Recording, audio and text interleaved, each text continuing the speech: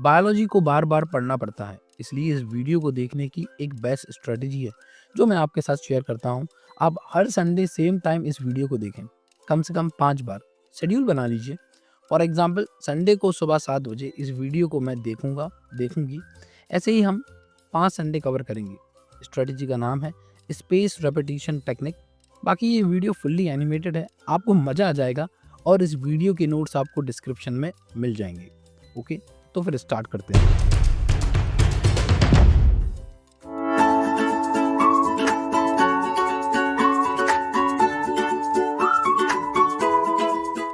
ये जो ऊपर रिएक्शन दी है ना, ये सार है nutrition, respiration, transportation and excretion का। बट कैसे? जो ग्लूकोज बनता है फूड वही है, और इस फूड का यूटिलाइजेशन होना यही है न्यूट्रिशन। न्यूट्रिशन को स्टोमक एंड इंटेस्टाइन संभालते हैं मेजरली, बाकी और भी हेल्प करते हैं। ग्लूकोज एंड ऑक्सीजन मिलकर बनाते हैं रेस्पिरेशन। हम बोलते हैं ऑक्सीडेशन ऑफ फूड या ग्लूकोज, और हमें मिलती है एनर्जी। लंग्स ही संभालते हैं रेस्पिरेशन को majorly. Glucose food, oxygen and carbon dioxide का ट्रांसपोर्ट होता है ट्रांसपोर्टेशन। हार्ट ही देखता है oxygen, carbon dioxide and food के ट्रांसपोर्ट को ब्लड के थ्रू। हार्ट एक पंप के जैसे काम करता है। कार्बन डाइऑक्साइड, वाटर मतलब यूरिन, वेस्ट प्रोडक्ट मतलब अनडाइजेस्टेड फूड, इनका बाहर निकलना होता है एक्सक्रीशन। किडनी निकालती है उस रिएक्शन के वाटर को जो बाद में यूरिन बन जाता है। न्यूट्रिशन, रेस्पिरेशन, ट्रांसपोर्टेशन, एक्सक्रीशन, ये लाइफ प्रोसेस हैं। बाकी control and coordination and reproduction, ये दोनों नेक्स्ट चैप्टर में देखेंगे। यार, ऐसी एसेंशियल और मेंटेनेंस जॉब जो हमें जिंदा रखें, भले ही हम रेस्ट कर रहे हों या सो रहे हों, बेफिक्र होकर, उसी को बोलते हैं लाइफ प्रोसेस। तो स्टार्ट करते हैं न्यूट्रिशन से। ऐसी प्रोसेस जिसमें फूड या न्यूट्रिएंट्स जैसे कि carbohydrate, fats, proteins, minerals, vitamins and water, जब कोई भी ऑर्गेनिज्म इनटेक करता है और उसको यूज करता है ग्रोथ, मेटाबॉलिज्म एंड रिपेयर में, उसको बोलते हैं न्यूट्रिशन। फूड कार्बन बेस्ड होता है और इस कॉम्प्लेक्स फूड को सिंपल फूड में कन्वर्ट करते हैं बायो कैटलिस्ट, जिनको बोलते हैं एंजाइम्स। कैटलिस्ट मींस ऐसे सब्सटेंस जो रिएक्शन की स्पीड को फास्ट कर देते हैं, और बायो कैटलिस्ट मींस जो बॉडी में कैटलिस्ट होते हैं उनको कहा जाता है। मतलब बॉडी में चलने वाली रिएक्शन की स्पीड को फास्ट कर देंगे ये। अब देखते हैं न्यूट्रिशन होते कितने टाइप्स के हैं, मोड्स ऑफ न्यूट्रिशन।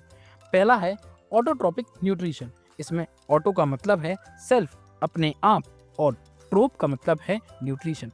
ऐसी प्रोसेस जिसमें ऑर्गेनिज्म अपना फूड खुद प्रोड्यूस करते हैं इनऑर्गेनिक मटेरियल जैसे कि carbon dioxide, water, mineral salt से, सनलाइट की हेल्प से। उस न्यूट्रिशन को हम बोलते हैं ऑटोट्रोपिक न्यूट्रिशन। एंड ऐसे ऑर्गेनिज्म को बोलते हैं ऑटोट्रॉप्स। ग्रीन प्लांट्स ऑटोट्रॉप्स ही हैं। Green plants autotrophs green pigment contain करते हैं जिसका नाम है क्लोरोफिल, जो कि सनलाइट को ट्रैप करने के काम में आता है। ऑटोट्रॉप्स अपना फूड फोटोसिंथेसिस के थ्रू बनाते हैं, जो अभी रिएक्शन बताई थी ना, उसका टोटली उल्टा। नेक्स्ट है हेट्रोट्रोपिक न्यूट्रिशन। इसमें हेट्रो का मतलब है अदर्स एंड ट्रोप का मतलब है न्यूट्रिशन। ऐसी प्रोसेस जिसमें ऑर्गेनिज्म खुद का फूड नहीं बना पाते इनऑर्गेनिक मटेरियल से और डिपेंड होते हैं दूसरों पर फूड के लिए, उस न्यूट्रिशन को हम बोलते हैं हेट्रोट्रोपिक न्यूट्रिशन। ऐसे ऑर्गेनिज्म को बोलते हैं heterotroph. Animals, non green plants like yeast heterotrophs होते हैं। हेट्रोट्रोपिक न्यूट्रिशन के भी फर्दर टाइप होते हैं। पहला है सेप्रोट्रोपिक न्यूट्रिशन या फिर सेप्रोफाइटिक न्यूट्रिशन। इसमें सेप्रो का मतलब है रोटन, सड़ा हुआ, एंड ट्रोप का मतलब तो न्यूट्रिशन ही है। ऐसे प्रोसेस जिसमें ऑर्गेनिज्म डेड प्लांट्स या एनिमल या decaying organic matter like rotten bread से फूड ऑब्टेन करता है, उसको सेप्रोफाइटिक न्यूट्रिशन बोलते हैं। और ऑर्गेनिज्म को बोलते हैं सेप्रोफाइट्स। ये ऑर्गेनिज्म कॉम्प्लेक्स ऑर्गेनिक मॉलिक्यूल जो प्रेजेंट है डेड या फिर डिकेइंग मैटर में, उनको ब्रेक डाउन करके कन्वर्ट कर देता है सिंपल सब्सटेंस में। मशरूम, ईस्ट, ये सेप्रोफाइट्स हैं। दूसरा है ऐसी प्रोसेस जिसमें ऑर्गेनिज्म ऑब्टेन करते हैं फूड लिविंग ऑर्गेनिज्म की बॉडी से बिना उनको मारे हुए। इस प्रोसेस को बोलते हैं पैरासाइटिक न्यूट्रिशन। ऑर्गेनिज्म जिनको फूड मिल रहा है उनको कहा जाता है पैरासाइट्स, और जिनसे फूड ले रहे हैं उनको कहा जाता है होस्ट। टेप वॉर्म, लाइस, राउंड वॉर्म्स, ये पैरासाइट्स हैं। नेक्स्ट है, जब organism complex organic food liquid हो या सॉलिड हो उसको बॉडी के अंदर ले लेता है, इंजेक्शन। अब इंजेस्टेड फूड डाइजेस्ट हो जाता है, मतलब ब्रेक डाउन हो जाता है सिंपल सब्सटेंस में जो कि सेल एब्जॉर्ब कर लेता है। एट लास्ट अनडाइजेस्टेड फूड या वेस्ट मटेरियल बाहर हो जाता है बॉडी से। इस पूरी प्रोसेस को हम होलोजोइक न्यूट्रिशन बोलते हैं। ये प्रोसेस ह्यूमन में, कैट्स में, डॉग्स में होती है। अब देखते हैं न्यूट्रिशन इन प्लांट्स। इसमें पहली चीज है फोटोसिंथेसिस, जिसमें फोटो का मतलब है लाइट और सिंथेसिस का मतलब है टू बिल्ड। ऐसी प्रोसेस जिसमें ग्रीन प्लांट्स अपना फूड ग्लूकोज खुद बनाते हैं कार्बन डाइऑक्साइड और वाटर की हेल्प से। सनलाइट को यूज करके क्लोरोफिल की प्रेजेंस में उसको हम फोटोसिंथेसिस बोलते हैं। और फोटोसिंथेसिस में जो एक्स्ट्रा ग्लूकोज बनता है, स्टार्च, उसको प्लांट्स स्टोर कर लेते हैं और तब यूज करते हैं जब सनलाइट की कमी होती है। अच्छा, एक बात और, फोटोसिंथेसिस में कुछ इवेंट्स होते हैं जिसमें पहला है लाइट का एब्जॉर्प्शन क्लोरोफिल से, दूसरा इवेंट है लाइट एनर्जी का केमिकल एनर्जी में कन्वर्ट होना, और वाटर मॉलिक्यूल का स्प्लिट होना हाइड्रोजन एंड ऑक्सीजन में। तीसरा इवेंट है कार्बन डाइऑक्साइड का रिडक्शन होना कार्बोहाइड्रेट में, ग्लूकोज में। लेकिन फोटोसिंथेसिस डेजर्ट प्लांट में कैसे होती होगी, सोचो। उसके लिए स्टोमेटा स्मार्टली वर्क करता है।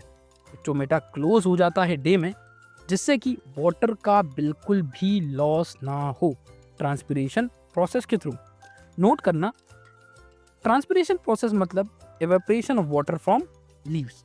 और नाइट टाइम में जब ठंडा एनवायरनमेंट हो जाता है तब स्टोमेटा ओपन होता है, चुपचाप कार्बन डाइऑक्साइड को अंदर ले लेता है और कार्बन डाइऑक्साइड को मैलिक एसिड में कन्वर्ट करके रख लेता है। अब जब डे होता है तब स्टोर्ड मैलिक एसिड ब्रेक हो जाता है, रिलीज करता है कार्बन डाइऑक्साइड लीफ के अंदर। ये कार्बन डाइऑक्साइड फोटोसिंथेसिस में यूज होता है। अच्छा, लीव्स से याद आया, कुछ लीव्स पार्शियली ग्रीन और पार्शियली वाइट होती हैं, जिनको हम कहते हैं वेरीगेटेड लीव्स। इन लीव्स में ग्रीन पार्ट में होता है क्लोरोफिल और वाइट पार्ट में क्लोरोफिल नहीं होता। Example croton. ठीक है, क्लोरोफिल एब्जॉर्ब करता है सनलाइट, तो कार्बन डाइऑक्साइड कैसे एब्जॉर्ब होती होगी फोटोसिंथेसिस के लिए? सबसे पहले कार्बन डाइऑक्साइड छोटे छोटे पोर्स से एंटर होती है लीव्स में। इन पोर्स को कहते हैं स्टोमेटा। स्टोमेटा एक प्लूरल वर्ड है, सिंगुलर है इसका स्टोमा या फिर स्टोमल पोर्स। स्टोमेटा सराउंडेड रहता है पेयर ऑफ गार्ड सेल से। ये ओपनिंग एंड क्लोजिंग स्टोमेटा का गार्ड सेल ही कंट्रोल करते हैं। गार्ड सेल स्वेल अप हो जाते हैं, फूल जाते हैं जब वाटर अंदर आता है। अब स्टोमेटा कर्व्ड हो जाता है और ओपन हो जाता है। लेकिन अगर वाटर बाहर चला गया तब गार्ड सेल श्रिंक हो जाते हैं, पिचक जाते हैं। अब स्टोमेटा स्ट्रेट हो जाता है और क्लोज हो जाता है। स्टोमेटा से ऑक्सीजन भी बाहर निकलती है। अगर स्टोमेटा ओपन रह गया तो बहुत सारा वाटर लॉस हो जाएगा, इसलिए स्टोमेटा बंद हो जाता है जब उसको कार्बन डाइऑक्साइड नहीं चाहिए रहता, और इससे वाटर कंजर्व होता है। स्टोमेटा सिर्फ लीव्स में नहीं होता, रूट्स और स्टेम में भी प्रेजेंट रहता है। इसका मतलब स्टेम एंड रूट्स भी फोटोसिंथेसिस करती हैं। मतलब स्टेम, रूट्स, लीव्स हर जगह से फोटोसिंथेसिस होता है। बाकी मैक्सिमम तो लीव से ही होता है। एक बात याद रखना, जो ब्रॉड लीव्स वाले प्लांट्स होते हैं ना, उन पर स्टोमेटा लोअर सरफेस पर होता है, लेकिन जो नैरो लीव्स वाले प्लांट्स होते हैं उन पर स्टोमेटा दोनों साइड होता है। और पानी वाले प्लांट्स का पता है, एक्वेटिक प्लांट्स भाई, वो तो वाटर में डिसॉल्व कार्बन डाइऑक्साइड यूज करते हैं फोटोसिंथेसिस के लिए। पानी से याद आया, प्लांट्स कैसे करते होंगे पानी एब्जॉर्ब?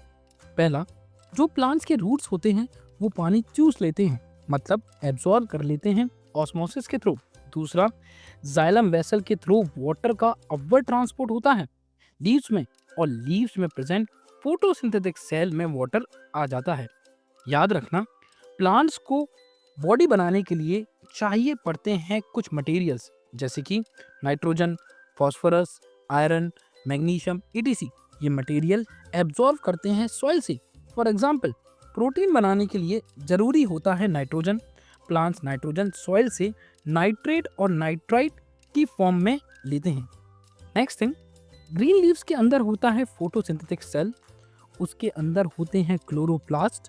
क्लोरोप्लास्ट जो हैं वो मिलते हैं क्रॉस सेक्शन ऑफ लीव में, और उसके अंदर मिलते हैं क्लोरोफिल।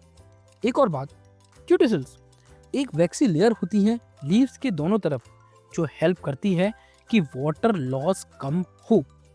चलिए अब देखते हैं nutrition in unicellular animals. Unicellular animals वो एनिमल्स या ऑर्गेनिज्म होते हैं जिनका nutrition process single cell perform करता है। देखते हैं हम अमीबा का। अमीबा फूड अपनी पूरी सरफेस से ले लेता है। सबसे पहले अमीबा बनाता है फिंगर लाइक प्रोजेक्शन, जिसको हम स्यूडोफोडिया बोलते हैं। इससे वो फूड को अंदर लेता है। अब फूड वाटर से सराउंडेड है और बन जाता है वैक्यूल। इस फूड वैक्यूल को बोलते हैं टेम्पररी स्टोमक ऑफ अमीबा। अब होता है फूड का डाइजेशन। डाइजेशन में फूड वैक्यूल में एंजाइम्स आते हैं साइटोप्लाज्म से, और फूड को ब्रेक करके सॉल्युबल मॉलिक्यूल्स में कन्वर्ट कर देते हैं। इसके बाद होता है एब्जॉर्प्शन।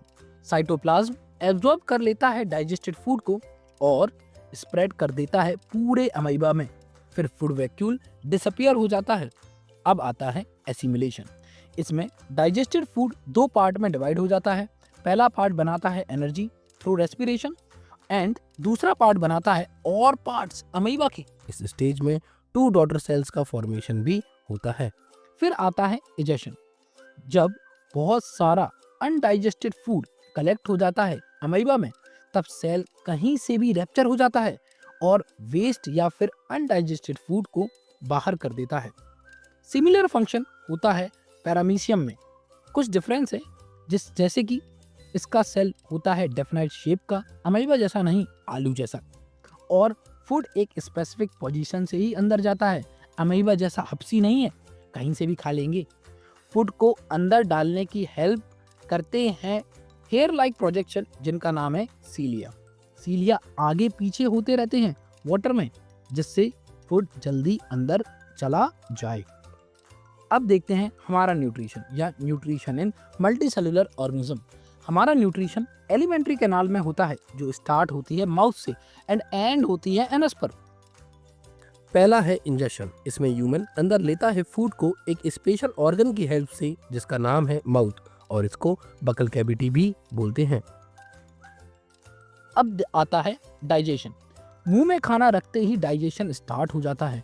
हमारी टीथ करते हैं फिजिकल डाइजेशन फूड को क्रश करके, और जनरेट करते हैं स्मॉल पार्टिकल्स जो कि सेम टेक्सचर के होते हैं। एक बात नोटिस तो की होगी, जब अच्छा खाते हैं तब मुंह में पानी आ जाता है। एक्चुअली ये पानी होता ही नहीं है, ये होता है स्लाइवा, मतलब हमारा थूक, जो स्लाइवरी ग्लैंड सीक्रेट करता है, मतलब रिलीज करता है।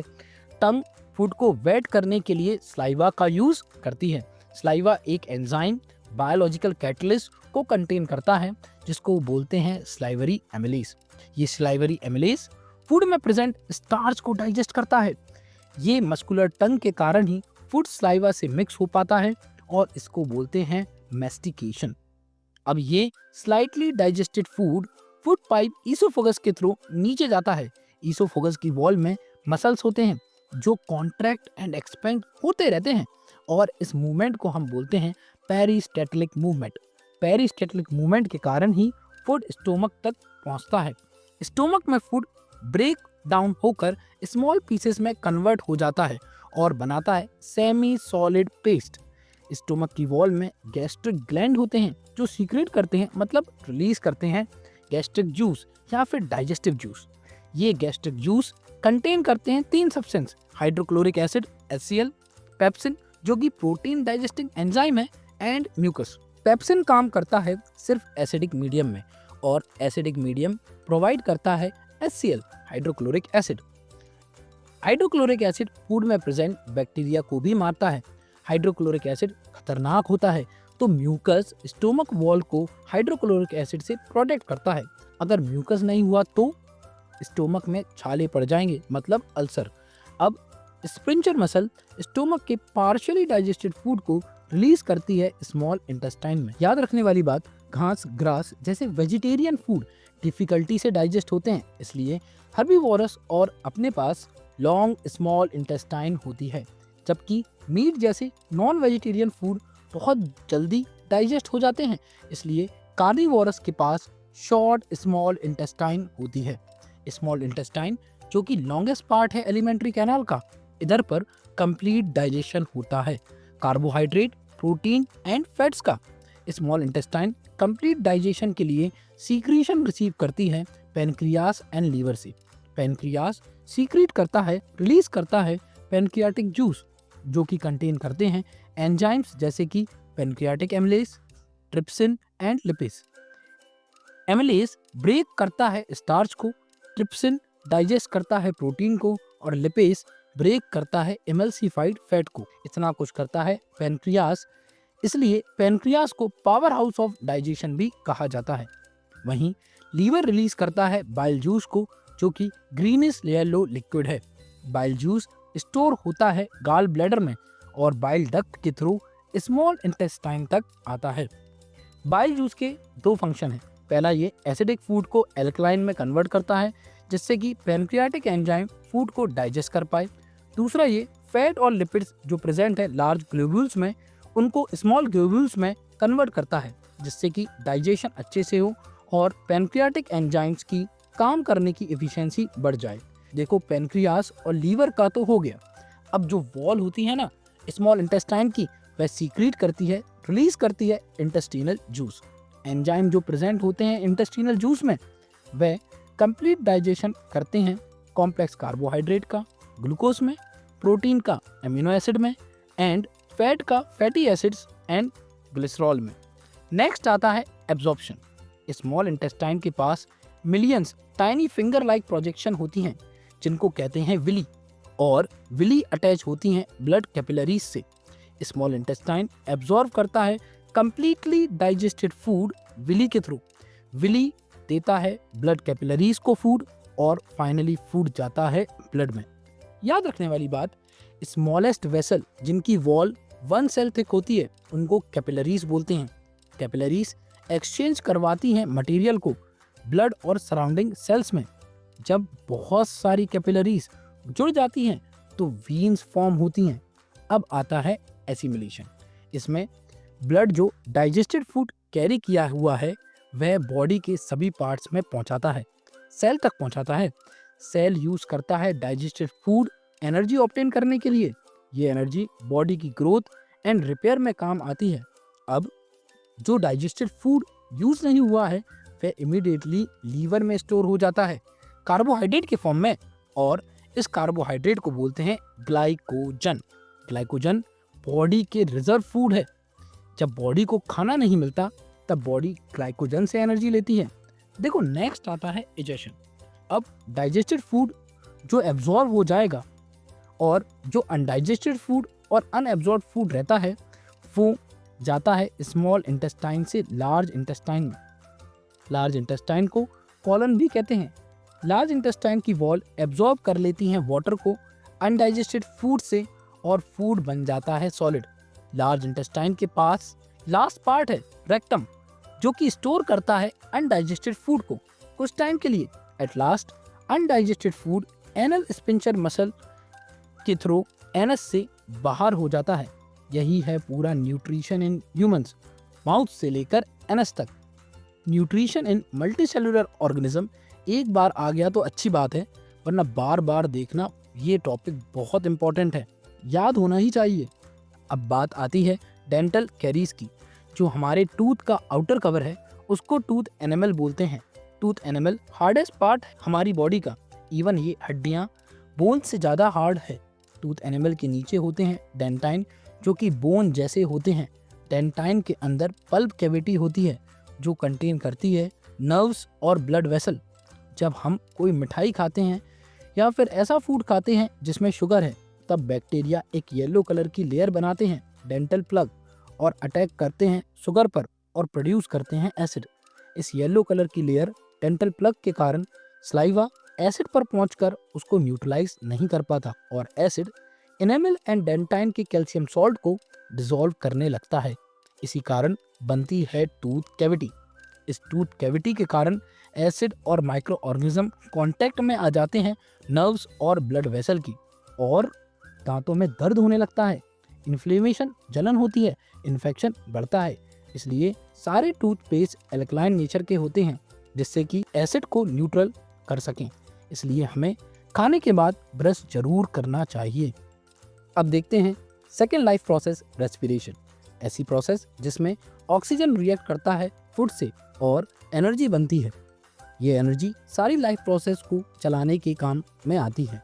इस प्रोसेस को हम रेस्पिरेशन बोलते हैं। कार्बन डाइऑक्साइड और वाटर वेस्ट प्रोडक्ट हैं रेस्पिरेशन की। रेस्पिरेशन प्रोसेस जो सेल के अंदर होती है उसको सेलुलर रेस्पिरेशन कहा जाता है। याद रखने वाली बात नोट, ब्रीथिंग का मतलब है ऑक्सीजन को इनहेल करना और कार्बन डाइऑक्साइड को एक्सहेल करना, लेकिन रेस्पिरेशन का मतलब है ब्रीथिंग के साथ फूड का ऑक्सीडेशन भी हो। एडीपी का मतलब है एडेनोसाइन डाइफॉस्फेट, पीआई का मतलब है इनऑर्गेनिक फॉस्फेट, एटीपी का मतलब है एडेनोसाइन ट्राइफॉस्फेट। अब देखते हैं रेस्पिरेशन में एनर्जी का फ्लो कैसे होता है। एनर्जी जो रेस्पिरेशन से आती है उसको adenosine diphosphate ADP low energy molecule absorb करता है और कंबाइन हो जाता है इनऑर्गेनिक फॉस्फेट मॉलिक्यूल से, तब बनता है adenosine triphosphate ATP high energy molecule. अब रेस्पिरेशन की एनर्जी स्टोर हो जाती है सेल में एटीपी के फॉर्म में, इसलिए एटीपी को एनर्जी करेंसी भी कहा जाता है। दूसरा, जब सेल को एनर्जी की रिक्वायरमेंट होती है तब वह वाटर मॉलिक्यूल की हेल्प से एडेनोसाइन ट्राइफॉस्फेट एटीपी मॉलिक्यूल को ब्रेक करता है और सेल को मिलते हैं adenosine diphosphate ADP molecule, inorganic phosphate और एनर्जी 30.5 किलो जूल पर मोल। ये जो एनर्जी की बात अभी हम कर रहे हैं वह आती है ग्लूकोज के ब्रेकडाउन से। ग्लाइकोलाइसिस एक ऐसी प्रोसेस है जिसमें ग्लूकोज ब्रेक होकर पायरुवेट या फिर पायरुविक एसिड में कन्वर्ट हो जाता है। ग्लाइकोलाइसिस ऑक्सीडेशन ऑफ ग्लूकोज की थ्रू ही होता है और ये साइटोप्लाज्म में होता है, माइटोकॉन्ड्रिया में नहीं होता। ग्लूकोज का एक मॉलिक्यूल 2 पायरुविक एसिड या पायरुवेट बनाता है। वापस आते हैं रेस्पिरेशन की तरफ। ऐसा रेस्पिरेशन जो प्रेजेंस ऑफ ऑक्सीजन में होता है उसको एरोबिक रेस्पिरेशन कहते हैं। एरोबिक रेस्पिरेशन में 2 मॉलिक्यूल पायरुवेट के ब्रेक होते हैं carbon dioxide, water and 38 ATP energy में। ये रेस्पिरेशन माइटोकॉन्ड्रिया में होता है। अब यार, ऐसी रेस्पिरेशन जो एब्सेंस ऑफ ऑक्सीजन में होती है उसको एनाएरोबिक रेस्पिरेशन कहते हैं। एनाएरोबिक रेस्पिरेशन में 2 मॉलिक्यूल पायरुवेट के ब्रेक होते हैं इथेनॉल, कार्बन डाइऑक्साइड और 2 एटीपी एनर्जी में। ये रेस्पिरेशन ईस्ट में होती है फर्मेंटेशन के थ्रू। देखो, एनिमल्स में भी एनाएरोबिक रेस्पिरेशन होता है। जब हमारे मसल सेल्स में ऑक्सीजन की कमी होती है तब पायरुवेट के 2 मॉलिक्यूल्स ब्रेक हो जाते हैं लैक्टिक एसिड के 6 मॉलिक्यूल्स में और 2 एटीपी एनर्जी निकलती है। जब भी कोई सडन एक्टिविटी होती है तब एनाएरोबिक रेस्पिरेशन होता है, लैक्टिक एसिड बनता है और हमें क्रैम्प्स आ जाते हैं, मोच आ जाती है। देखते हैं प्लांट्स में रेस्पिरेशन कैसे होता है। प्लांट्स का रेस्पिरेशन सभी पार्ट से होता है और respiration respiratory gases carbon dioxide and oxygen करवाती हैं। डिफ्यूजन प्रोसेस के थ्रू प्लांट्स का रेस्पिरेशन स्लो होता है एज कम्पेयर टू एनिमल्स। सबसे पहले देखते हैं respiration in roots. Diffusion process roots में भी रूट्स के हेयर से होती है। रूट्स हेयर कांटेक्ट में रहते हैं सॉइल में प्रेजेंट एयर से। ऑक्सीजन गैस डिफ्यूज होती है रूट हेयर से और सभी सेल्स में पहुंचती है। वही कार्बन डाइऑक्साइड भी रूट हेयर से बाहर आती है। अगर रूट्स डूब गए वाटर में तो पानी एयर की जगह ले लेता है और प्लांट मर भी सकता है। यहाँ पर रूट्स हेयर का मतलब है रूट्स के एपिडर्मल सेल के एक्सटेंशंस। अब देखते हैं रेस्पिरेशन इन स्टेम। हर्ब्स की जो सॉफ्ट स्टेम रहती हैं उनमें स्टोमेटा प्रेजेंट रहता है। ऑक्सीजन डिफ्यूज होता है स्टोमेटा से और फिर सभी सेल्स में पहुंच जाता है रेस्पिरेशन के लिए। वहीं कार्बन डाइऑक्साइड भी सेम स्टोमेटा से ही बाहर आता है। वुडी एंड लार्ज प्लांट्स जिनके पास हार्ड स्टेम्स हैं उनके पास स्टोमेटा नहीं होता, उनके पास होते हैं लेंटिसल्स। ऑक्सीजन डिफ्यूज होता है लेंटिसल से और फिर सभी सेल्स में पहुंच जाता है रेस्पिरेशन के लिए। वहीं कार्बन डाइऑक्साइड भी सेम लेंटिसल्स से बाहर आता है। अब सबसे मेन रेस्पिरेशन इन लीव्स के पास भी स्टोमेटा होता है। ऑक्सीजन डिफ्यूज होता है स्टोमेटा से, फिर सभी सेल्स में पहुंच जाता है रेस्पिरेशन के लिए। वहीं कार्बन डाइऑक्साइड भी स्टोमेटा से ही बाहर आ जाता है। याद रखना, रेस्पिरेशन 24/7 डे नाइट चलता है, जबकि फोटोसिंथेसिस सिर्फ डे टाइम में ही होता है। डे टाइम में ऑक्सीजन जो प्रोड्यूस होती है फोटोसिंथेसिस से, वह रेस्पिरेशन यूज कर लेता है और बची हुई ऑक्सीजन एनवायरनमेंट में रिलीज हो जाती है। और जो रेस्पिरेशन से कार्बन डाइऑक्साइड प्रोड्यूस होती है वह फोटोसिंथेसिस कंज्यूम कर लेता है। और ज़्यादा कार्बन डाइऑक्साइड एनवायरनमेंट से भी एब्जॉर्ब कर लेती है। नाइट में सिर्फ रेस्पिरेशन होती है, कार्बन डाइऑक्साइड जो प्रोड्यूस होती है वह एनवायरनमेंट में चली जाती है। अब देखते हैं रेस्पिरेशन इन एनिमल्स। यूनिसेलुलर एनिमल्स जैसे कि अमीबा में रेस्पिरेशन सेल मेम्ब्रेन से होता है। अर्थवॉर्म में रेस्पिरेशन मॉइस्ट स्किन से होता है। एक्वेटिक एनिमल्स जैसे कि फिश, इनमें रेस्पिरेशन गिल्स से होता है। इंसेक्ट जैसे कि कॉकरोच, ग्रासहॉपर, मॉस्किटो, इनमें रेस्पिरेटरी ऑर्गन्स होते हैं। स्पायरेकल्स एंड ट्रैकिया, वहाँ से रेस्पिरेशन होता है। ह्यूमंस में, डॉग्स में, बर्ड्स में एटसेट्रा, इनमें रेस्पिरेटरी ऑर्गन्स लंग्स होते हैं, वहाँ से रेस्पिरेशन होता है। याद रखने वाली बात, नोट, एक्वेटिक एनिमल्स वाटर में डिजॉल्व ऑक्सीजन यूज करते हैं और वाटर में लेस अमाउंट में ऑक्सीजन रहता है एज कम्पेयर टू एयर। इसलिए ज़्यादा ऑक्सीजन जनरेट करने के लिए एक्वेटिक एनिमल्स फास्ट ब्रीथ करते हैं as compare to terrestrial animals. अब देखते हैं respiration in humans. Respiration process involve करता है रेस्पिरेटरी ऑर्गन्स, जिसमें मेन ऑर्गन होता है लंग्स। अदर ऑर्गन्स होते हैं नोज, नोस्ट्रिल, नेसल पैसेज या फिर nasal cavity, trachea, bronchi and diaphragm. Respiratory gases होती हैं ऑक्सीजन एंड कार्बन डाइऑक्साइड। देखो, रेस्पिरेटरी मैकेनिज्म में 3 चीज़ें आती हैं। पहला, ऑक्सीजन को ब्रीथ इन करना, इनहेलेशन, कार्बन डाइऑक्साइड को ब्रीथ आउट करना, एक्सेलेशन, और एक ब्रीथ 1 इनहेलेशन प्लस 1 एक्सेलेशन के बराबर होती है। अब आते हैं रेस्पिरेटरी ऑर्गन्स की वर्किंग और पोजीशन पर। अब ये तो सभी को पता है कि ब्रीथिंग प्रोसेस लंग्स में ही होती है। लंग्स नोस्ट्रल से कनेक्टेड रहते हैं nasal passage, pharynx, larynx, voice box and wind pipe, trachea के थ्रू। अपनी जो लंग्स हैं वे एयर टाइट स्पेस में लटके रहते हैं, जिसको चेस्ट कैविटी कहते हैं। चेस्ट कैविटी रिब केस से सराउंडेड रहती है, जिसमें मसल्स होती हैं। एक और मसल्स होती है कर्व शीट की चेस्ट कैविटी के बॉटम पर, उसको बोलते हैं डायफ्राम। ये तो हो गई पोजीशनिंग। अब देखो वर्किंग। जब हम ब्रीथ इन करते हैं, साइमल्टेनियसली 2 चीज़ें होती हैं। पहली, रिब केज की बीच की मसल्स कॉन्ट्रैक्ट हो जाती हैं और rib cage upward and outward जाता है। दूसरी, डायफ्राम भी कॉन्ट्रैक्ट हो जाता है और डाउनवर्ड जाता है। ये दोनों मूवमेंट चेस्ट कैविटी की स्पेस को इंक्रीज कर देते हैं और एयर लंग्स के अंदर आ जाती है।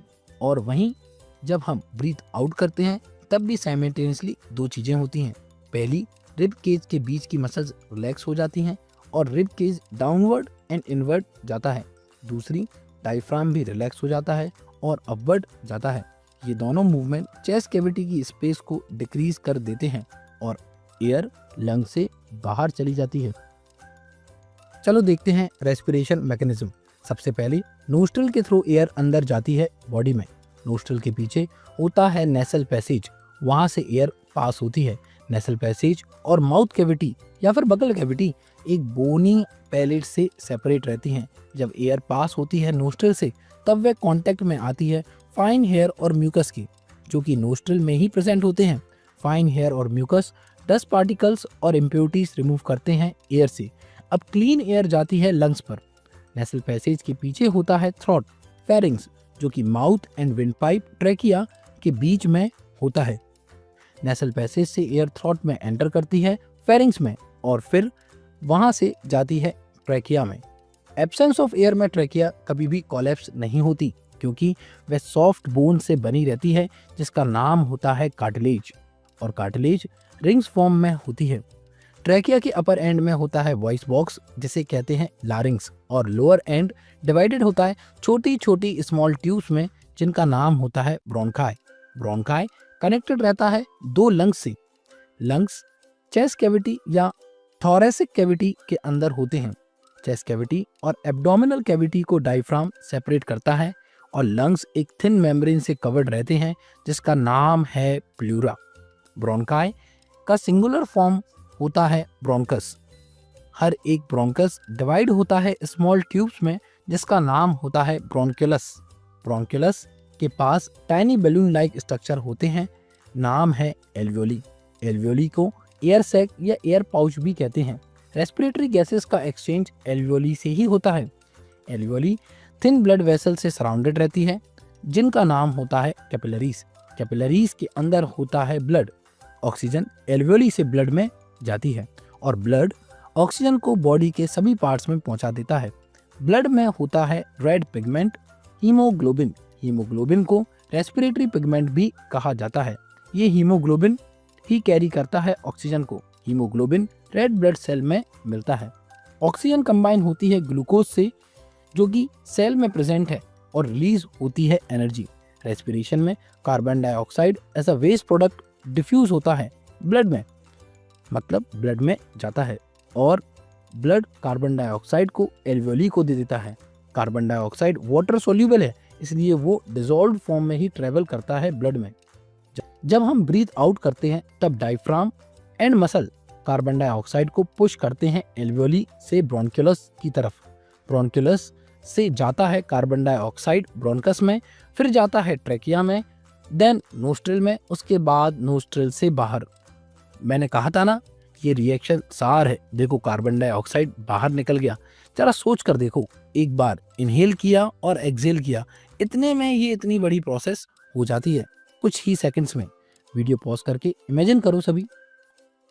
अच्छा, ब्लड ने ऑक्सीजन ले ली, कार्बन डाइऑक्साइड रिलीज कर दी, ये ब्लड ट्रांसपोर्ट करता कैसे है वही देखेंगे हम नेक्स्ट टॉपिक ट्रांसपोर्टेशन में। ऐसी प्रोसेस जिसमें सब्सटेंस किसी एक पार्ट में एब्जॉर्ब होता है और डिस्ट्रीब्यूट हो जाता है बॉडी के सभी पार्ट्स में, उस प्रोसेस को हम ट्रांसपोर्टेशन कहते हैं। सबसे पहले देखते हैं transportation in plants. Plants move नहीं करते इसलिए उनको लो एनर्जी की नीड होती है और उनका मूवमेंट सेलुलर लेवल पर होता है।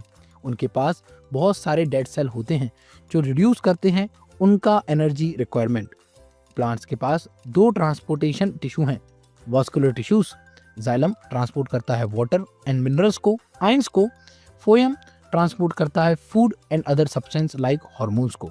जाइलम के पास दो एलिमेंट होते हैं ट्रांसपोर्टेशन के लिए।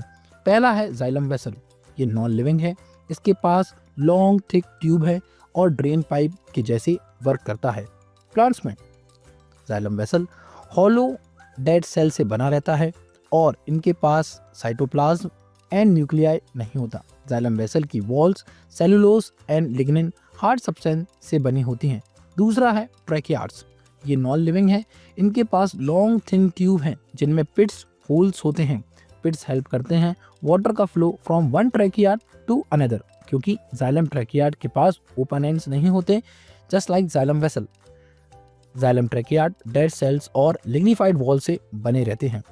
याद रखने वाली बात नोट, एपिडर्मिस ये रूट्स की सेल की आउटर लेयर होती है और ये 1 सेल थिक होती है। एंडोडर्मिस ये लेयर ऑफ सेल है जो वास्कुलर टिश्यू जाइलम और फोएम के अराउंड रहती है। रूट में root cortex, root epidermis and root endodermis के बीच का पार्ट होता है root cortex. Root xylem, xylem tissue जो रूट में प्रेजेंट होता है उनको रूट जाइलम कहते हैं।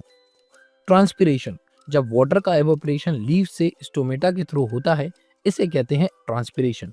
ये प्रेशर डिफरेंस क्रिएट करता है प्लांट्स में एंड टेम्परेचर को भी रेगुलेट करता है। Water sap, water and minerals के एक्वस सॉल्यूशन को वाटर सेप कहते हैं।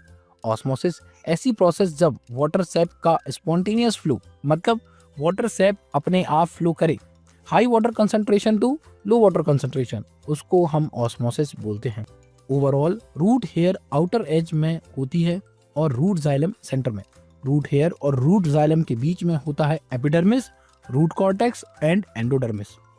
अब देखते हैं वाटर सेप का ट्रांसपोर्ट मैकेनिज्म। रूट्स में प्रेजेंट रूट हेयर एब्जॉर्ब करते हैं वाटर सेप सॉइल से डिफ्यूजन प्रोसेस के थ्रू। अब वाटर सेप पास होता है सेल टू सेल ऑस्मोसिस की हेल्प से epidermis, root cortex and endodermis के थ्रू और पहुंच जाता है रूट जाइलम पर। रूट जाइलम वेसल से वाटर सेप जाता है स्टेम जाइलम वेसल में। जाइलम वेसल के टॉप पर स्टोमेटा में लो प्रेशर रहता है एंड जाइलम वेसल के बॉटम में रूट्स में हाई प्रेशर रहता है। जो लो प्रेशर है टॉप पर वो ट्रांसपिरेशन के कारण होता है, क्योंकि स्टोमेटा से वाटर एवापोरेट हो जाता है और ये ट्रांसपिरेशन क्रिएट करता है सक्शन पुल।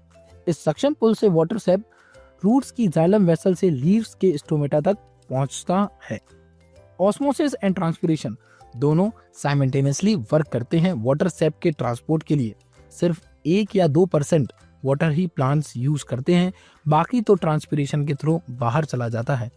ट्रांसपिरेशन प्लांट्स के टेम्परेचर को भी रेगुलेट करता है। देखो, रात में तो ट्रांसपिरेशन होता नहीं है, तो रात में रूट प्रेशर ही ट्रांसपोर्ट करवाता है वाटर को। अब देखते हैं फूड एंड अदर सब्सटेंस का ट्रांसपोर्ट। ग्लूकोज ऐसा फूड जो लीव्स बनाती है फोटोसिंथेसिस के थ्रू। प्लांट्स हार्मोन ये रूट और शूट की टिप पर बनता है। ट्रांसलोकेशन फूड का ट्रांसपोर्ट लीव्स से प्लांट्स के सभी पार्ट में अपवर्ड एंड डाउनवर्ड डायरेक्शन दोनों में, इसे कहते हैं ट्रांसलोकेशन। पोएम ऐसा वास्कुलर टिश्यू जो फूड जो लीव्स में बना है amino acids and other substance को ट्रांसलोकेट करता है, उसको फोएम बोलते हैं। सीव ट्यूब्स ऐसे लिविंग सेल्स जिसकी एक्टिविटी पर फोएम टिश्यू के फंक्शन डिपेंड हो, उनको सीव ट्यूब्स कहते हैं। फूड एंड अदर सब्सटेंस का ट्रांसलोकेशन सीव ट्यूब से ही होता है, एडजेसेंट कंपेनियन सेल की हेल्प से, अपर एंड डाउनवर्ड दोनों डायरेक्शन में। तो एक्चुअली में फोएम टिश्यू है क्या, देखते हैं। फोएम बना होता है बहुत सारे सेल से जिनको बोलते हैं sieve tubes. Sieve tubes living cell होते हैं जिनके पास साइटोप्लाज्म होता है और न्यूक्लियस एंड लिग्निन प्रेजेंट नहीं होता। हर सीव ट्यूब के पास एक कंपेनियन सेल होता है और इस कंपेनियन सेल के पास डेंस साइटोप्लाज्म एंड न्यूक्लियस होते हैं। कंपेनियन सेल मेंटेन करते हैं सीव ट्यूब्स की रिक्वायरमेंट को। फोएम एक लिविंग लॉन्ग ट्यूब है जो कि कवर्ड है सीव प्लेट्स से, दोनों एंड से। सीव प्लेट्स के पास छोटे छोटे होल्स होते हैं जो पास करवाते हैं फूड को पूरी फोएम ट्यूब्स में। फूड बनता है लीव्स के मीसोफाइल सेल में, जिनको हम फोटोसिंथेटिक सेल भी बोलते हैं। अब देखते हैं फूड का ट्रांसपोर्ट मैकेनिज्म। ग्लूकोज जो बनता है लीव्स में वो एटीपी से एनर्जी ले लेता है और सीव ट्यूब्स में चला जाता है। अब वाटर जो शुगर कंटेन करता है वो आता है सीव ट्यूब्स में ऑस्मोसिस के थ्रू। ऑस्मोसिस के कारण ऑस्मोटिक प्रेशर बढ़ जाता है फोएम टिश्यू में। ये हाई प्रेशर फूड को मूव करता है अदर पार्ट्स ऑफ प्लांट्स में जहां पर लेस प्रेशर है। याद रखने वाली बात नोट, स्प्रिंग में रूट्स एंड स्टेम की स्टोर्ड शुगर ट्रांसपोर्ट हो जाती है बर्ड्स में। अब बर्ड्स शुगर की एनर्जी से ग्रो करते हैं। चलो ह्यूमन की तरफ आते हैं, ब्लड को देखते हैं। ब्लड के 4 कंपोनेंट होते हैं। पहला है प्लाज्मा। प्लाज्मा एक कलरलेस लिक्विड है जो 90% वाटर कंसिस्ट करता है। आरबीसी, डब्ल्यूबीसी, प्लेटलेट प्लाज्मा में ही फ्लोट करते हैं। Plasma protein, digested food, common salts, waste product and hormones जैसे सब्सटेंस को डिसॉल्व करके रखता है। Most of the carbon dioxide plasma ही कैरी करता है। दूसरा है RBC, red blood cells. RBC के अंदर रेड पिगमेंट हीमोग्लोबिन प्रेजेंट होता है, इसलिए आरबीसी रेड कलर का है। आरबीसी ऑक्सीजन को कैरी करता है और पहुंचाता है लंग्स से सेल तक। आरबीसी सर्कुलर शेप का होता है और इसके पास न्यूक्लियाई नहीं होता। ब्लड के most of the cells RBC ही हैं। आरबीसी जल्दी जल्दी बनता है क्योंकि वो ज्यादा समय तक जिंदा नहीं रहता। नेक्स्ट है WBC, white blood cells. WBC infection से फाइट करता है और डिसीज से बचाता है एक केमिकल बनाकर जिसका नाम है एंटीबॉडीज। डब्ल्यूबीसी हमारी बॉडी को इम्यूनिटी भी देता है। डब्ल्यूबीसी स्पेरिकल या इरेगुलर शेप का होता है और इसके पास न्यूक्लियाई नहीं होता। डब्ल्यूबीसी छोटे होते हैं आरबीसी से। लास्ट है प्लेटलेट्स। प्लेटलेट्स हेल्प करता है ब्लड की क्लॉटिंग में जब कट या वाउंड लग जाता है। प्लेटलेट्स के पास न्यूक्लियाई नहीं होता, बट ब्लड के फंक्शंस क्या हैं? रेस्पिरेटरी गैसेस को ट्रांसपोर्ट करना, ब्लड को डिसीज से बचाना, डाइजेस्टेड फूड और न्यूट्रिएंट्स को ट्रांसपोर्ट करना, वेस्ट मटेरियल को ट्रांसपोर्ट करना। अब देखते हैं ब्लड सर्कुलेटरी सिस्टम ह्यूमन में, मतलब हमारा सर्कुलेटरी सिस्टम के ऑर्गन्स हैं जैसे कि हार्ट जो कि पंप के जैसे बिहेव करता है ब्लड को ट्रांसपोर्ट करने के लिए। नेक्स्ट है blood vessels, arteries, veins and capillaries ये एक्ट करती हैं पाइप के जैसे, जिसमें ब्लड का फ्लो होता है। डिटेल्स में है वेल्व जैसे कि mitral valve, aortic valve, tricuspid valve and pulmonary valve automatically close हो जाते हैं ब्लड के बैक फ्लो को प्रिवेंट करने के लिए। वेंट्रिकल्स के पास थिकर वॉल होती हैं एट्रिया के कंपैरिजन, जिससे कि वेंट्रिकल्स ब्लड को पंप कर पाएं हाई प्रेशर पर। वहीं आर्टरीज के पास थिकर वॉल होती हैं एज कम्पेयर टू वेन्स, जिससे कि हार्ट से आता हुआ हाई प्रेशर ब्लड सभी बॉडी पार्ट्स को पहुंच जाए। आर्टरीज जो कंटेन करते हैं ऑक्सीजन और फूड को, और वेन्स जो कंटेन करती हैं कार्बन डाइऑक्साइड को, ये दोनों कनेक्टेड रहती हैं कैपिलरीज से। आर्टरीज में जो ऑक्सीजन एंड फूड है, ये ऑक्सीजनेटेड ब्लड है, वो कैपिलरीज आर्टरीज से लेकर बॉडी सेल्स को दे देती है। कैपिलरीज कार्बन डाइऑक्साइड को भी एब्जॉर्ब करती है बॉडी सेल से, और बॉडी सेल से लेकर वेन्स को दे देती है। आर्टरी ऑक्सीजनेटेड ब्लड को हार्ट से लेकर बॉडी ऑर्गन्स को दे देती है, वहीं वेन्स डीऑक्सीजनेटेड ब्लड को बॉडी ऑर्गन से लेकर हार्ट को दे देती है। पेरिकार्डियम एक शीट ऑफ टिश्यू है जो पूरे हार्ट को प्रोटेक्ट करता है। सेप्टम हार्ट के 4 चैम्बर्स को सेपरेट करता है। अब देखते हैं वर्किंग ऑफ हार्ट। याद रखना, हार्ट एक डुअल पंप है। हार्ट की लेफ्ट साइड में left atrium and left ventricle होते हैं जो ब्लड को पंप करते हैं पूरी बॉडी में, सिर्फ लंग्स को छोड़कर, और राइट साइड होते हैं right atrium and right ventricle जो ब्लड को पंप करते हैं लंग्स में। और ये सेपरेशन बहुत ज़रूरी है क्योंकि इससे ऑक्सीजनेटेड ब्लड और डीऑक्सीजनेटेड ब्लड मिक्स नहीं होता। हार्ट ट्रायंगुलर शेप का है और बना होता है कार्डियक मसल से। हर ह्यूमन के हार्ट का साइज उसकी क्लिंच फिस्ट इतना होता है। हार्ट के पास 4 चैम्बर्स होते हैं।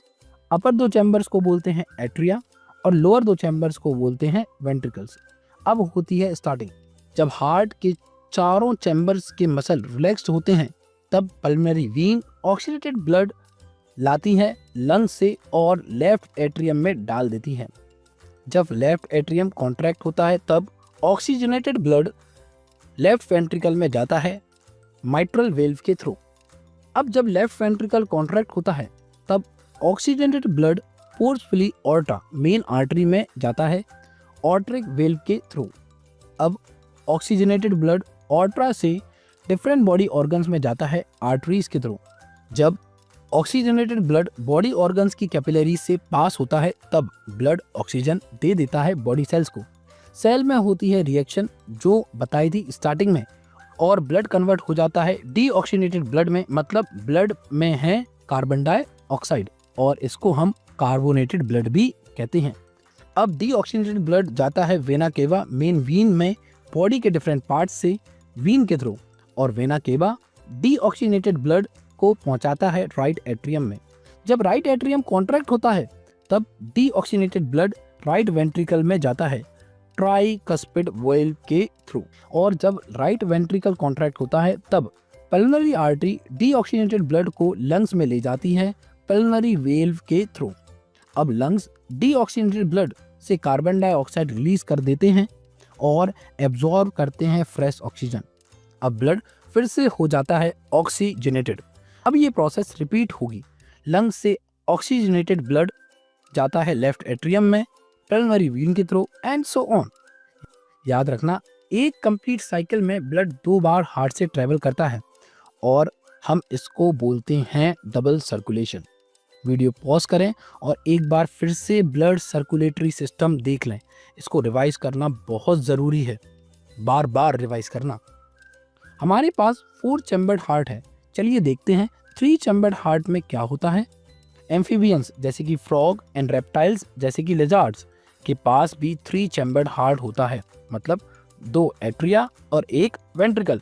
ये जो कोल्ड ब्लडेड एनिमल्स होते हैं और इनको लेस एनर्जी की रिक्वायरमेंट होती है, इनमें ऑक्सीजनेटेड और डीऑक्सीजनेटेड ब्लड कुछ हद तक मिक्स हो जाता है। इनमें भी डबल सर्कुलेशन प्रेजेंट होता है। और अगर हम फिश की बात करें तो उसके पास होता है 2 चैम्बर्ड हार्ट, मतलब 1 एट्रियम एंड 1 वेंट्रिकल। फिश के पास लंग्स नहीं होते, गिल्स होते हैं। फिश में होता है सिंगल सर्कुलेशन। याद रखने वाली बात नोट, एक कॉन्ट्रैक्शन और एक रिलैक्सेशन मिलकर बनाते हैं एक हार्ट बीट। ब्लड का ट्रांसपोर्ट तो देख लिया, अब देखेंगे ब्लड प्रेशर। ब्लड फ्लो करते समय जो फोर्स लगता है वेसल की वॉल पर, उसको ब्लड प्रेशर कहते हैं। ब्लड प्रेशर दो वे में मेजर होता है। पहला है सिस्टोलिक प्रेशर, जब हार्ट कॉन्ट्रैक्ट करता है तब ऑर्टा के अंदर जो प्रेशर होता है उसको हम सिस्टोलिक प्रेशर बोलते हैं। इस केस में ब्लड बाहर जाता है हार्ट से बॉडी की तरफ। नॉर्मल सिस्टोलिक प्रेशर 120 mmHg होता है। दूसरा है डायस्टोलिक प्रेशर, जब हार्ट रिलैक्स होता है तब पल्मोनरी आर्टरी के अंदर जो प्रेशर होता है उसको हम डायस्टोलिक प्रेशर बोलते हैं। इस केस में ब्लड अंदर आता है हार्ट में बॉडी से और हार्ट अलाउ करता है ब्लड को चैम्बर्स में फिल होने के लिए। नॉर्मल डायस्टोलिक प्रेशर 80 mmHg होता है। जो इंस्ट्रूमेंट मेजर करता है ब्लड प्रेशर को उसको हम फाइग मैनोमीटर बोलते हैं। हाइपरटेंशन या फिर हाई ब्लड प्रेशर तब होता है जब आर्टेरियोल्स नैरो हो जाते हैं और तब ब्लड का फ्लो में रेजिस्टेंस बढ़ जाता है। ये इंक्रीज रेजिस्टेंस आर्टरी को रैप्चर कर सकता है और इंटरनल ब्लीडिंग हो सकती है। हाइपोटेंशन या फिर लो ब्लड प्रेशर तब होता है जब ब्रेन को इनफ ब्लड नहीं मिलता। लो बीपी में चक्कर आते हैं, मेनली डिजीनेस या फेंट जैसा लगता है। देखो, एक और सिस्टम होता है जो मटेरियल्स को ट्रांसपोर्ट करता है, नाम है लिम्फेटिक सिस्टम। और जो लिक्विड मटेरियल को कैरी करता है उसका नाम है लिम्फ। ब्लड कैपिलरीज से लिक्विड ऊज होता है, मतलब रिस कर बाहर निकलता है, जैसे कि प्लाज्मा, प्रोटीन, ब्लड सेल्स, और आ जाता है टिश्यू के इंटरसेलुलर स्पेस में, मतलब सेल्स के बीच में। तब फॉर्म होता है टिश्यू फ्लूइड और lymph. Tissue fluid lymph blood से ऑक्सीजन एंड न्यूट्रिएंट्स लेकर सेल को दे देता है और एब्जॉर्ब करता है कार्बन डाइऑक्साइड सेल से और ब्लड को दे देता है। इस प्रोसेस के बाद टिश्यू फ्लूइड लिम्फ वापस चला जाता है ब्लड कैपिलरीज में, जो कैरी करते हैं protein molecule, digested fat etcetera. अब ब्लड कैपिलरीज से टिश्यू फ्लूइड लिम्फ कैपिलरीज में जाता है और फॉर्म करता है लिम्फ्स। लिम्फ्स एक और फ्लूइड हैं जो इन्वॉल्व होते हैं ट्रांसपोर्टेशन में। लिम्फ पेल येलो कलर का होता है, प्लाज्मा के जैसा होता है और लेस प्रोटीन कंटेन करता है। लिम्फ सिर्फ एक ही डायरेक्शन में फ्लो करता है, बॉडी टिश्यू से हार्ट की ओर। लिम्फ कंटेन करता है वाइट ब्लड सेल WBC, जिनको हम बोलते हैं लिम्फोसाइट्स। ये फाइट करते हैं इन्फेक्शन और डिसीज से।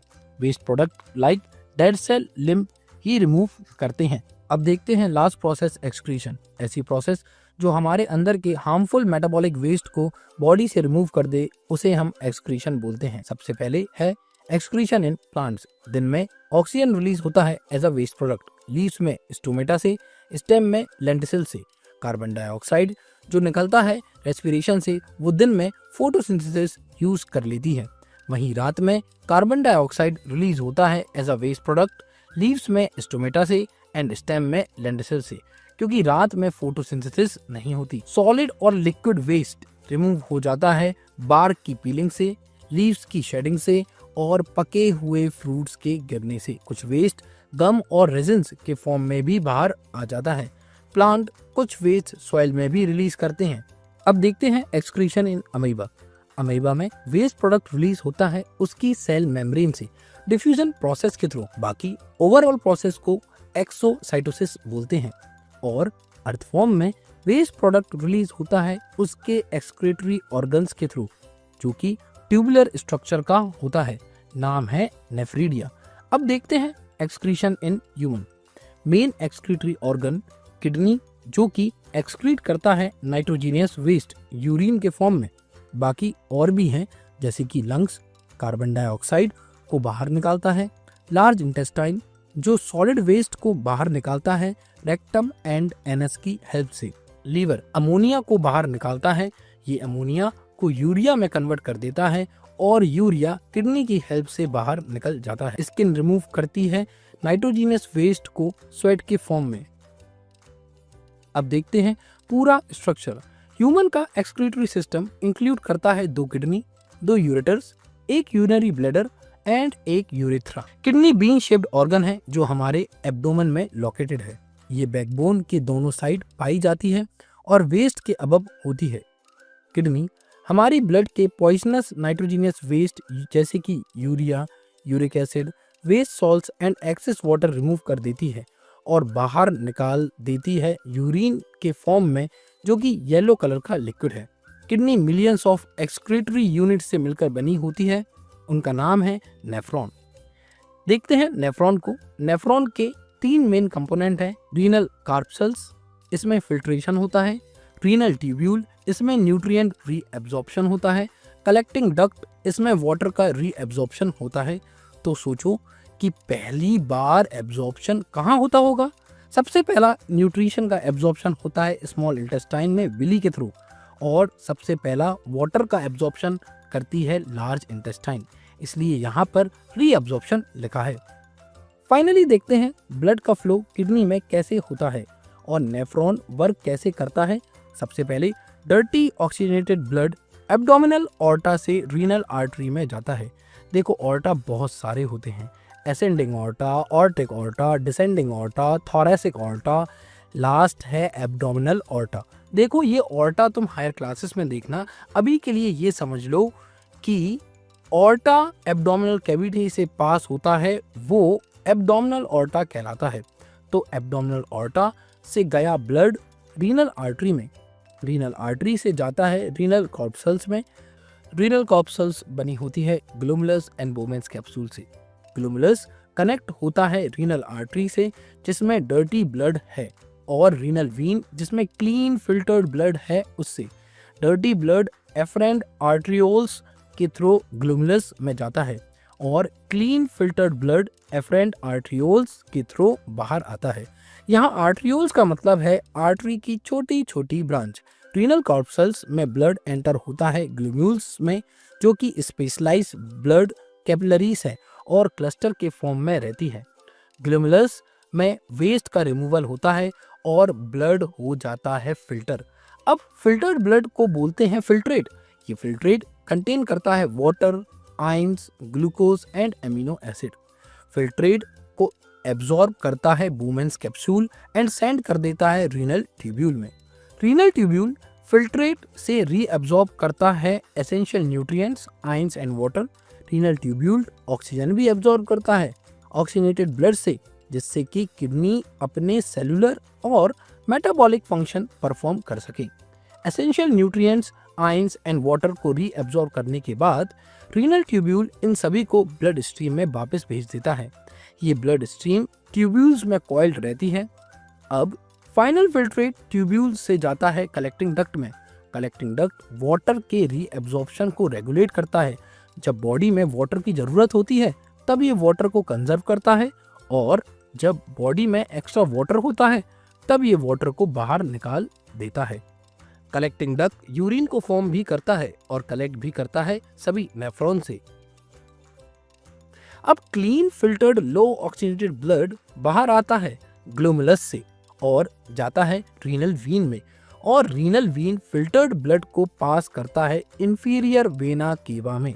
देखो वेना केवा 2 टाइप की होती हैं। सुपीरियर वेना केवा ये डीऑक्सीजनेटेड ब्लड लेती हैं अपर बॉडी से, और सेकंड होती है इंफीरियर वेना केवा, ये डीऑक्सीजनेटेड ब्लड लेती हैं लोअर बॉडी से। तो किडनी से ब्लड इंफीरियर वेना केवा में जाता है। वापस आते हैं, रीनल वीन से ब्लड गया इंफीरियर वेना केवा में, मतलब हार्ट में। इसके बाद हार्ट पंप करता है ब्लड को लंग्स में, जिससे कि ब्लड ऑक्सीजनेटेड हो जाए रेस्पिरेशन प्रोसेस के थ्रू। अब जो यूरिन प्रोड्यूस हुई है किडनी में वो पास होती है यूरेटर से यूरिनरी ब्लैडर में। यूरिनरी ब्लैडर में यूरिन स्टोर रहती है, और जब प्रेशर बनता है तब यूरेथ्रा से बाहर आ जाती है। याद रखना urine urea NH2CO NH2 large quantity में कंटेन करती है। सोचो अगर किडनी ही फेल हो गई तो, भगवान ना करे ऐसा हो, तब हम यूज़ करते हैं आर्टिफिशियल किडनी। ये एक ऐसा डिवाइस है जो रिमूव करता है नाइट्रोजीनियस वेस्ट प्रोडक्ट्स जैसे कि यूरिया को ब्लड से डायलिसिस के थ्रू। इसको हम हीमोडायलिसिस भी बोलते हैं। सोचा है कभी हीमोडायलिसिस वर्क कैसे करता होगा? हीमोडायलिसिस वर्क करता है ऑस्मोसिस एंड डिफ्यूजन पर। आर्टिफिशियल किडनी के पास डायलाइजर होता है जिसमें बहुत सारी ट्यूब्स होती हैं, और सारी ट्यूब्स सेमी परमेबल होती हैं। सेमी परमेबल मतलब सिर्फ लिक्विड बाहर जाएगा इन ट्यूब में से। ये जो ट्यूब लाइनिंग है वो सस्पेंडेड रहती है टैंक में जिसमें डायलाइजिंग फ्लूइड भरा होता है। डायलाइजिंग फ्लूइड और ब्लड का सेम ऑस्मोटिक प्रेशर होता है। अब डर्टी ब्लड पास होता है ट्यूब्स में जो कि डायलाइजर में है। अब डायलाइजर ब्लड को फिल्टर करता है। वेस्ट ब्लड से डायलाइजिंग फ्लूइड में आ जाता है डिफ्यूजन के थ्रू। प्यूरिफाइड ब्लड वापस बॉडी में चला जाता है। हीमोडायलिसिस में रीएब्जॉर्प्शन नहीं होता जो हमारे रीनल ट्यूब्यूल करता है किडनी में। इसलिए हमारी किडनी बेस्ट है और हमारी बॉडी दुनिया की सबसे शानदार मशीन है। Thank you.